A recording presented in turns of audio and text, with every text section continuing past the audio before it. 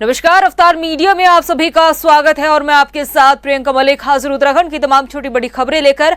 खबरों का रुख करने से पहले एक नजर डाल लेते हैं हेडलाइंस पर। विधानसभा सत्र में वित्त मंत्री प्रेमचंद अग्रवाल ने सदन के पटल पर पेश किया 11,321 करोड़ का अनुपूरक बजट। सीएम धामी बोले, विकास कार्यों में आएगी तेजी। हंगामेदार रही मानसून सत्र के दूसरे दिन की कार्यवाही। प्रश्नकाल के दौरान सदन में गूंजा सत्र की कम अवधि का मुद्दा। विपक्ष बोला, साल में कम से कम 60 दिन आयोजित होना चाहिए सत्र। देश में इंडिया बनाम भारत की चर्चाओं के बीच छिड़ी सियासत। सीएम धामी ने विपक्ष पर साधा निशाना, कहा सनातन धर्म के खिलाफ सोच को दर्शाता है भारत शब्द का विरोध करना। त्रिवेंद्र सरकार के कार्यकाल में हुए 6000 पेड़ों के कटान मामले में होगी सीबीआई जांच। तत्कालीन वन मंत्री हरक सिंह की बढ़ सकती है मुश्किलें। टाइगर सफारी के निर्माण पर हुई थी मनमानी। हेडलाइंस के बाद बुलेटिन में खबरें विस्तार से और सबसे पहले बात कर लेते हैं मानसून सत्र को लेकर। उत्तराखंड विधानसभा के मानसून सत्र के दूसरे दिन सदन के पटल पर अनुपूरक बजट पेश किया गया है। वित्त मंत्री प्रेमचंद अग्रवाल ने सदन के पटल पर 11,321 करोड़ का अनुपूरक बजट रखा। इस दौरान सीएम पुष्कर सिंह धामी ने कहा कि सामान्य बजट से हर वर्ग, हर क्षेत्र और सभी विभागों से जुड़े विकास कार्यों में अब तेजी आएगी। इसके साथ ही सत्र के दूसरे दिन कई विधेयक भी सदन में पेश किए गए हैं। 2022 की कैग रिपोर्ट भी सदन के पटल पर रखी गई। अनुपूरक बजट से पहले सत्र में प्रश्नकाल चला। इस दौरान विधायकों ने कई मुद्दे सत्र के कार्यवाही के दौरान उठाए। सत्र की कम अवधि को लेकर भी विपक्ष ने सदन में मुद्दा उठाया। नेता प्रतिपक्ष यशपाल आर्य और कांग्रेस विधायकों ने कहा है कि साल में कम से कम 60 दिन सत्र आयोजित होना चाहिए। सामान्य बजट में सभी प्रावधान पहले से ही किए गए हैं। उसमें सभी क्षेत्रों का, सभी वर्गों का, सभी विभागों का ठीक प्रकार से विकास हो और उत्तराखंड के लिए जो एक समावेशी विकास है, जिसको हमने समेकित रूप से पहले ही प्रावधानित किया हुआ है, उसमें आगे की प्रक्रिया को चलाने के लिए जहाँ जहाँ उसमें एडिशन करना है, जहाँ जहाँ चीज़ों को बढ़ाना है, वो अनुपूरक बजट के रूप में लाया जा रहा है। और उसके आने के बाद जो हमारे पहले से प्रावधानित चीज़ें हैं, उनको तेज़ी से गति मिलेगी। उत्तराखंड का विकास आगे बढ़ेगा। ऐसे क्षेत्र जहाँ पर विकास की आवश्यकता है, ऐसे क्षेत्र जहाँ पर और उन्नयन की आवश्यकता है, उन सभी को आगे बढ़ाने के लिए काम होना है। वहीं सदन में अतिक्रमण पर उठाए गए सवालों के जवाब में सीएम धामी ने बड़ा बयान दिया है। उन्होंने कहा है कि सरकार द्वारा अतिक्रमण के खिलाफ कार्यवाही की जा रही है और माननीय उच्च न्यायालय के दिशा निर्देशों का पालन भी किया जा रहा है। उन्होंने कहा कि जिला अधिकारियों को निर्देशित किया गया है कि अतिक्रमण की आड़ में किसी भी व्यापारी या आम जनता को परेशानी नहीं होनी चाहिए।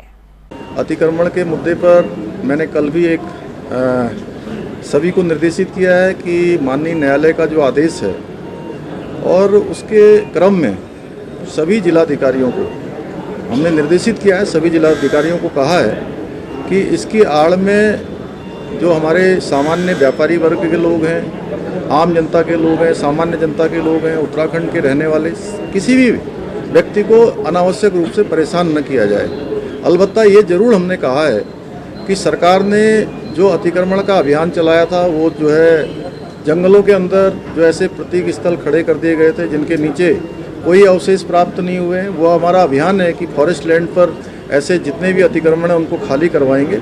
मुख्यमंत्री पुष्कर सिंह धामी ने देश में इंडिया और भारत के नाम को लेकर चल रही चर्चाओं के बीच विपक्ष पर जमकर निशाना साधा। सीएम पुष्कर सिंह धामी का कहना है कि विपक्ष को भारत शब्द से आखिर परेशानी क्या है। हम सभी बचपन से भारत माता की जय कहते आए हैं। सीएम धामी ने कहा कि विपक्ष के जो बयान सामने आ रहे हैं वो बताते हैं कि उनकी सनातन धर्म के खिलाफ क्या कुछ सोच रखते हैं।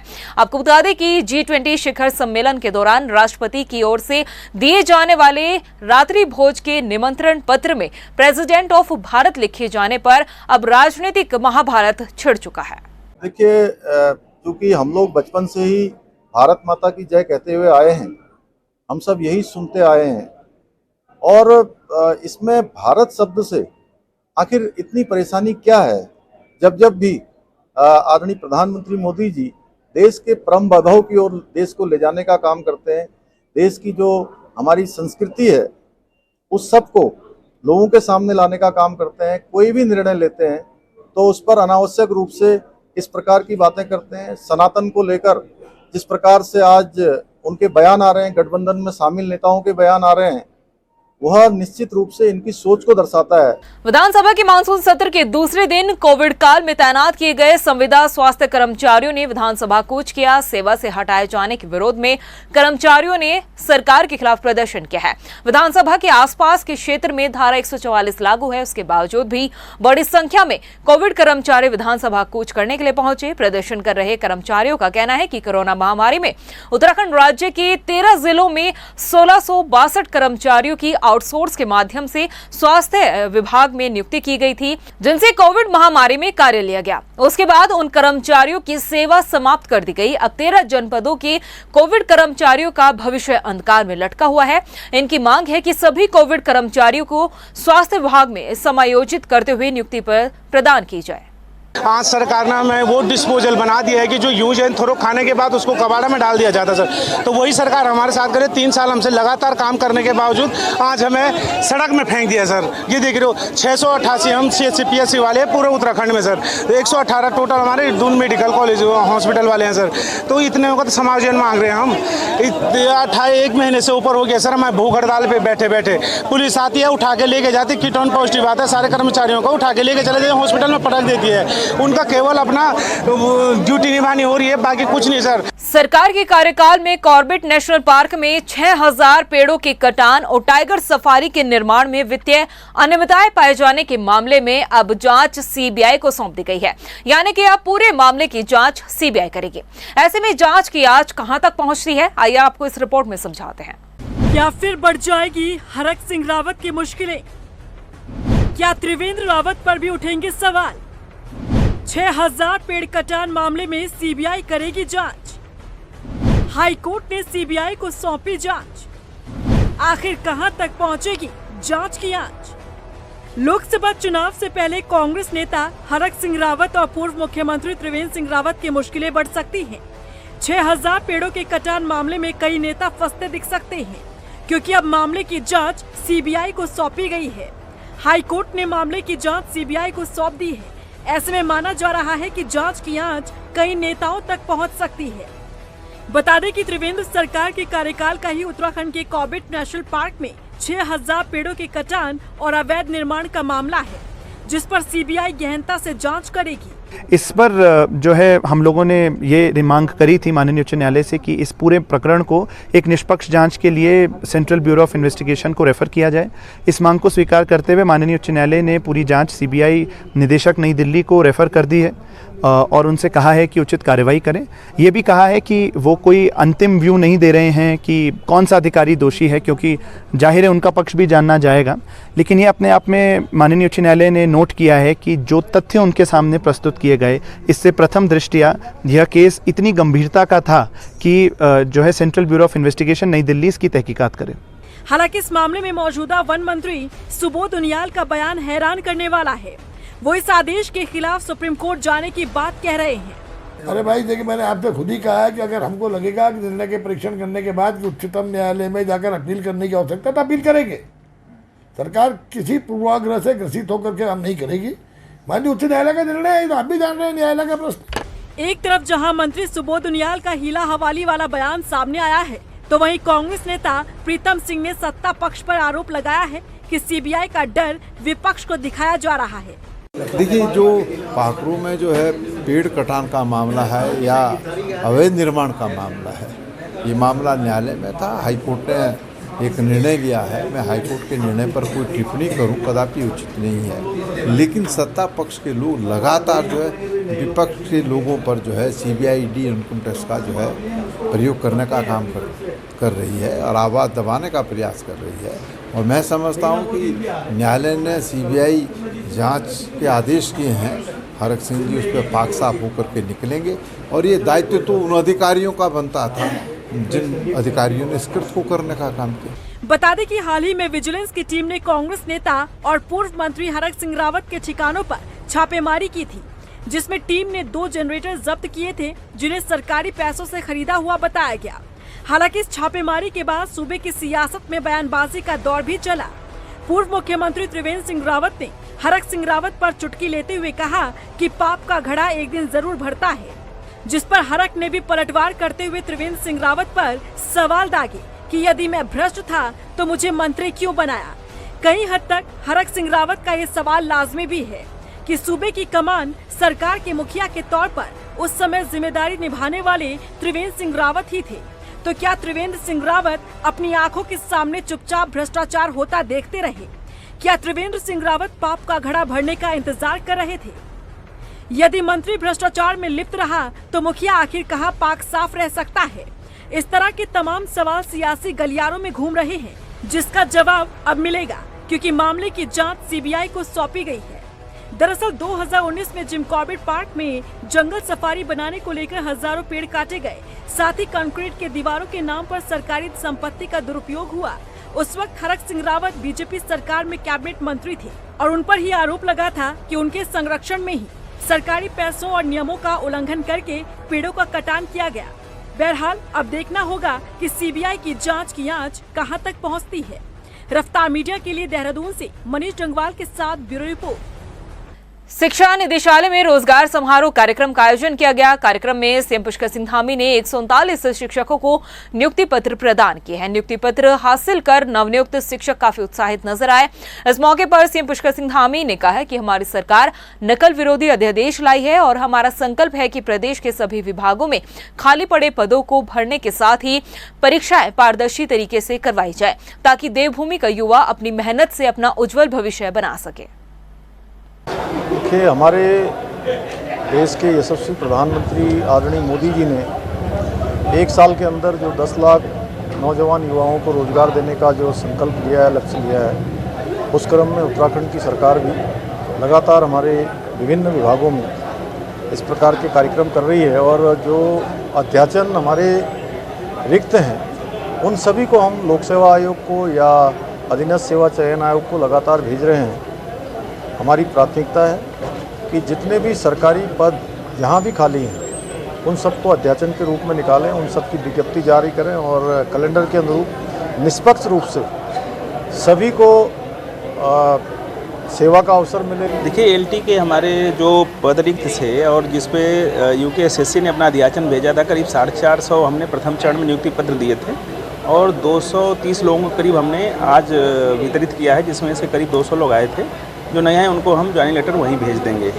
और अभी हमारा यूकेएसएससी ने आज भी नोटिफाइड किया है जो करीब 700 पदों के लिए एलटी के पदों पर चयन के लिए परीक्षा आयोजित की जाएगी। इसके अलावा जो रिक्तियां हैं वो रिक्तियों का भी अध्याचन भेजने का कार्य हमने किया है और गढ़वाल मंडल की हमने भेज दिया, कुमाऊं मंडल की शीघ्र ही वो रिक्तियाँ हम अध्याचन भेज रहे हैं।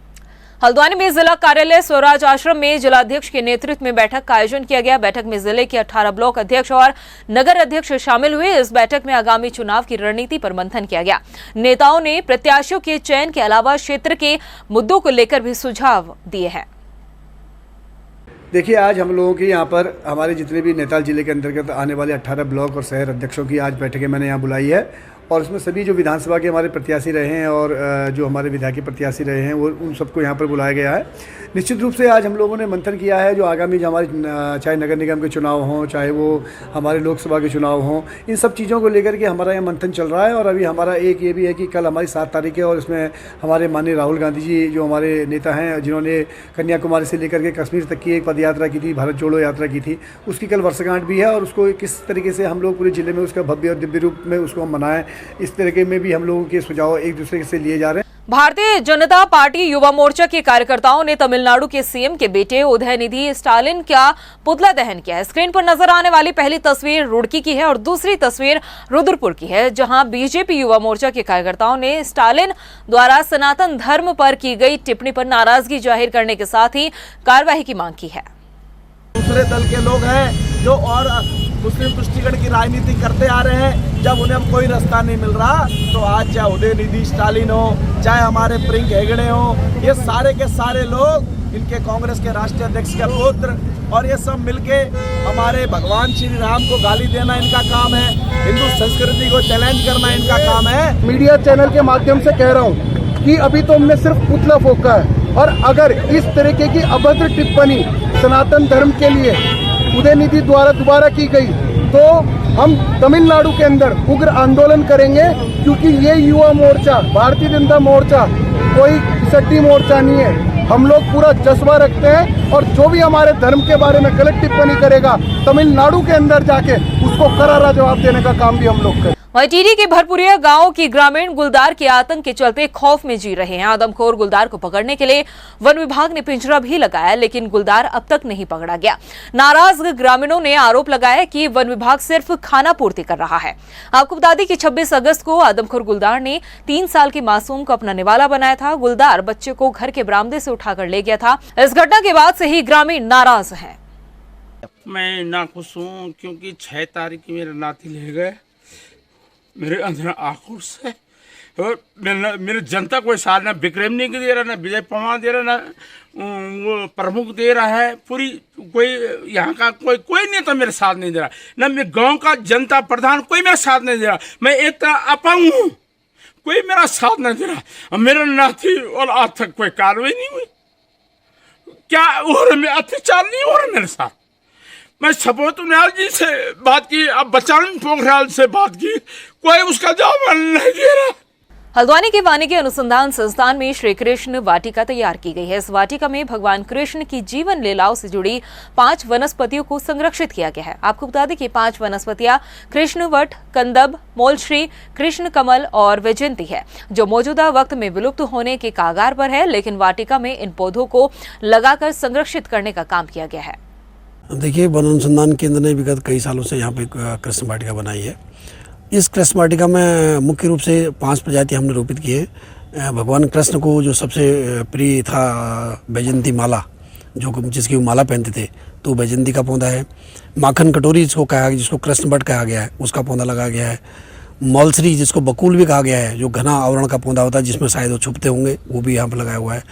कृष्ण कमल जिसको राखी बेल भी बोलते हैं, वो भी लगा हुआ है। और कदम्ब भगवान कृष्ण के लिए कहा गया, कूल कदम्ब की डायरेक्ट उनके चौपाई गाई गई है।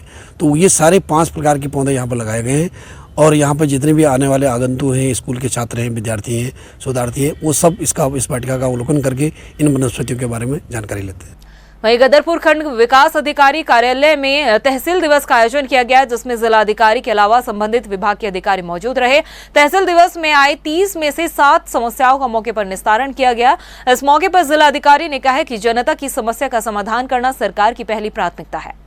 उद्देश्य यही है कि यहाँ पर लोगों की जो दरखास्त आए उनको लें और नियत समय के भीतर उनका निस्तारण करें और उन शिकायतों का निस्तारण जो भी हो उसकी रिपोर्ट भी तैयार करें और उसकी भी मॉनिटरिंग होती है। तो ऐसे में लोगों को बड़ी सहूलियत मिल जाती है। अभी जैसे आपने देखा होगा कि अभी तक लगभग 30-32 शिकायतें आई हैं, तो जिनमें से लगभग 15 शिकायतें ऐसी हैं जो लोग टहल रहे थे, लेकिन हमने ये कहा कि भाई इसका निस्तारण इस तरह से करिए। इसका तो कुछ शिकायतें इसमें 15-16 तो ऐसी हैं जो 7-8 दिन में ही निपट जाएंगी। वहीं नरेंद्र नगर के ढोर और बढ़ेड़ा गांव की ग्रामीण ग्राम पंचायत को नरेंद्र नगर पालिका में शामिल किए जाने का विरोध कर रहे हैं। नाराज ग्रामीणों ने तहसीलदार के जरिए सीएम धामी को ज्ञापन भी सौंपा, जिसमें कहा गया है कि उनकी ग्राम पंचायत को नरेंद्र नगर पालिका में शामिल नहीं किया जाना चाहिए। ग्रामीणों का कहना है कि ग्राम पंचायत कृषि भूमि है, वहां ना कोई होटल है, न रिजोर्ट है, वो किसी कीमत पर गाँव को पालिका में शामिल नहीं होने देंगे। जनप्रतिनिधि और ग्रामवासियों के द्वारा ज्ञापन दिया है कि हमको नगर पालिका में सम्मिलित न किया जाए, और कांडा के जनप्रतिनिधियों द्वारा यह ज्ञापन दिया गया कि कांडा में डौर एक संपूर्ण राजस्व ग्राम है, इसको संपूर्ण रूप से सम्मिलित किया जाए। कांडा को हम सम्मिलित करने के लिए इनका ऐतराज है। तो ज्ञापन जो मुझे दिया है श्रीमान उप जिलाधिकारी महोदय को संबोधित है। ये उप जिलाधिकारी महोदय के माध्यम से श्रीमान जिलाधिकारी महोदय को अग्रिम कार्रवाई हेतु प्रेषित किया जाएगा, सूचना प्रेषित किया जाएगा। हमें समाचार पत्रों के माध्यम से ज्ञात हुआ है कि हमारा गांव नगर पंचायत में जा रहा है, जो कि हम सारे ग्रामीण वासी बिल्कुल सहमत नहीं हैं। हमारे जो ग्राम पंचायत है वही ग्राम पंचायत रहनी चाहिए। रुड़की के सिविल अस्पताल में गश्त कर मरीजों को प्राइवेट अस्पताल ले जाने वाले आरोपियों के खिलाफ अब जल्द ही एक्शन लिया जाएगा। सीएमएस ने बताया कि अस्पताल से मरीजों को नर्सिंग होम में लेकर गए आरोपियों की पहचान कर ली गई है। मामले में अब पुलिस एक्शन मोड में है। हमने कई बार जॉइंट मजिस्ट्रेट को, पुलिस प्रशासन को लिख के दे चुके हैं। एक्शन उन्हीं के द्वारा लिया जाना है और अभी पीछे जॉइंट मजिस्ट्रेट और एसीएमओ के द्वारा कुछ नर्सिंग होमों के ऊपर कार्रवाई भी की गई है और जल्द ही अन्य जो नर्सिंग होम जो भी हैं इस टाइप के हैं वो हम लोगों ने चिन्हित कर लिए हैं और सीएमओ साहब को बता दिया गया है। बहुत जल्द उन पर भी कार्रवाई की जाएगी। मसूरी में भी उदय स्टॉलिन के खिलाफ प्रदर्शन करते हुए सनातन धर्म मंदिर सभा, संस्कृत महाविद्यालय और अग्रवाल महासभा ने संयुक्त प्रदर्शन किया है और उदय स्टॉलिन के खिलाफ सख्त कार्रवाई की मांग की गई है। नाराज लोगों ने कहा है कि सनातन धर्म सद्भावना का प्रतीक है। सनातन धर्म पर की गई टिप्पणी, अभद्र टिप्पणी को किसी भी सूरत में बर्दाश्त नहीं किया जाएगा। देखिए, आपने देखा होगा जो ये तमिलनाडु के मंत्री थे स्टालिन, इन्होंने सनातन धर्म के खिलाफ इतनी गलत बात बोली है। हाँ, सनातन धर्म वो धर्म है जो सद्भावना सिखाता है, हर एक को साथ लेके चलना सिखाता है, और ये धर्म के खिलाफ इतनी गलत बात बोल रहे हैं, इसे कतई बर्दाश्त नहीं करा जाएगा। इन पे सख्त सख्त कार्रवाई हो और हम इनके ऊपर एक ज्ञापन देंगे जिस पे इन पे मुकदमा दर्ज हो और इनको जल्द से जल्द सजा हो। वर्धम सिंह नगर की नानकमता कृषि मंडी समिति ने बैठक का आयोजन किया है, जिसमें किसान सहित सितारगंज चीनी मिल के अधिकारी मौजूद रहे। बैठक में किसानों ने अधिकारियों से गन्ने की टोल से संबंधित समस्याओं पर चर्चा की गई, जिस पर अधिकारियों ने आश्वासन दिया है कि इस साल गन्ने की तोल सकुशल होगी। अधिकारियों ने बताया कि सितारगंज चीनी मिल को प्राइवेट सेक्टर के हाथों संचालित किया जाएगा। किसानों की यहाँ समस्या सुनी गई, तरह तरह की, जो गत वर्ष उनकी क्या समस्या आई थी धान की, और उसको आगे जो है हम उसका डिसीजन लेंगे कि ऐसी जो समस्या है किसानों को ना आए। और हमारे आज कई भारतीय किसान यूनियन से खुश होकर कई सदस्यों ने आज सदस्यता ली है। हमारा परिवार भारतीय किसान यूनियन का बड़ा बना है। आज ये चीनी मिल अब पहली बार प्राइवेट में आई है, तो हम लोग पूरा अपना प्रयास करेंगे कि अच्छी से अच्छी सुविधा व्यवस्था रखें और टाइमली पेमेंट करेंगे, क्योंकि हमारी फैक्ट्री इस साल 32,500 कैपेसिटी की हो गई है, चलाएंगे। और अगले साल कोशिश है कि 60,000 का नया प्लांट लगा रहे हैं, तो अगले साल इसकी capacity 1 lakh quintal per day की रहेगी। प्रदेश की खबरों में इतना ही, फिर हाजिर होंगे कुछ खास खबरों के साथ। तब तक के लिए मुझे दे इजाजत, नमस्कार। विधानसभा सत्र में वित्त मंत्री प्रेमचंद अग्रवाल ने सदन के पटल पर पेश किया 11,321 करोड़ का अनुपूरक बजट। सीएम धामी बोले, विकास कार्यों में आएगी तेजी। हंगामेदार रही मानसून सत्र के दूसरे दिन की कार्यवाही। प्रश्नकाल के दौरान सदन में गूंजा सत्र की कम अवधि का मुद्दा। विपक्ष बोला, साल में कम से कम 60 दिन आयोजित होना चाहिए सत्र। देश में इंडिया बनाम भारत की चर्चाओं के बीच छिड़ी सियासत। सीएम धामी ने विपक्ष पर साधा निशाना, कहा सनातन धर्म के खिलाफ सोच को दर्शाता है भारत शब्द का विरोध करना। त्रिवेंद्र सरकार के कार्यकाल में हुए 6,000 पेड़ों के कटान मामले में होगी सीबीआई जांच। तत्कालीन वन मंत्री हरक सिंह की बढ़ सकती है मुश्किलें। टाइगर सफारी के निर्माण पर हुई थी मनमानी।